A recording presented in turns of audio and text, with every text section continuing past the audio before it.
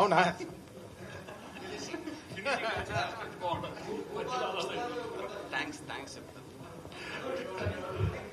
అందరికీ నమస్కారం.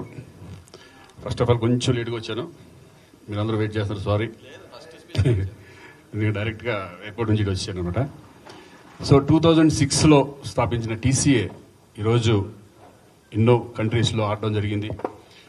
ఫిబ్రవరిలోనే ఆస్ట్రేలియాలో మెల్బోర్న్లో మ్యాచ్ ఆడి విన్నర్స్ అయ్యి, సరే విన్నింగ్ ఓడిపోవడం అనేది అది కామన్, అటు ఇటు జరుగుతూ ఉంటాయి. బట్ ఏంటంటే ఇక్కడ మా అందరూ ఆర్టిస్టులు కలిసి వెళ్ళడం, వాళ్ళు ఒకళ్ళు షేర్ చేసుకోవడం అనేది చాలా ఇంపార్టెంట్ మాకు. ఎందుకంటే బిజీ లైఫ్లో ఒక వెకేషన్గా వెళ్ళినట్టు మాకు ఆ ఫీలింగ్ ఉంటుంది క్రికెట్ అంటే, అందరికీ ఇష్టం కాబట్టి. సో ఎన్నో చారిటీ మ్యాచెస్ అమెరికాలో కానీ దుబాయ్లో కానీ అలాగే సౌత్ ఆఫ్రికా చేయడం జరిగింది. ఎప్పుడు కూడా ప్రతి వాళ్ళు నాకు తెలిసి 2 yearsకి ఒక్కసారి అట్లీస్ట్ చేయగలుగుతారు. అట్లాగే ఫిబ్రవరిలో చేసి మళ్ళీ నవంబర్లో అడుగుతున్నారంటే అది ఎంత పెద్ద సక్సెస్ అయిందనేది మా అందరికీ తెలుసు.